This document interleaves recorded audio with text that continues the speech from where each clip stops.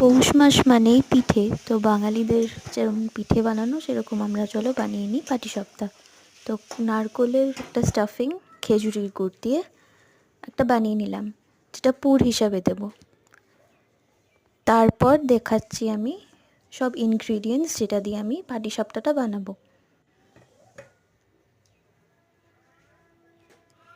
তো ফার্স্টে নিলাম সুজি 1 কাপ, তারপর রাইস ফ্লাওয়ার মানে চালের গুঁড়ি, চিনি, ময়দা, দুধ আর ওই স্টাফিংটা।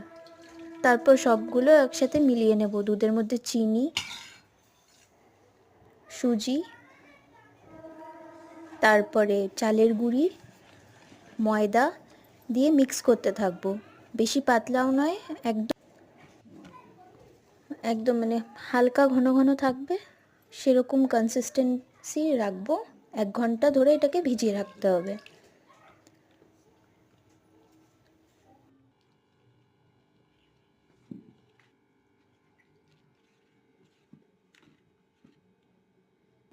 ভালো করে মিক্স করে নিতে হবে।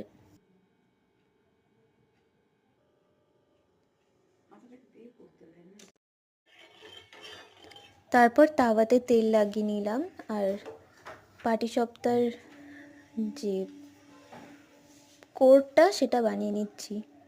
তেলের উপরে ভালো করে এটাকে লাগিয়ে দিলাম। যখন ধীরে ধীরে ফ্রাই হয়ে আসবে তখন আমি এটা উল্টে দেব। পুরটা দিয়ে দিয়েছি, উল্টে দিয়ে এবার পিঠের শেপ মতন বানিয়ে নিলাম। তারপরে দেখতে দেখতে রেডি হলো আমাদের পাটিসাপটা। So now enjoy with the family.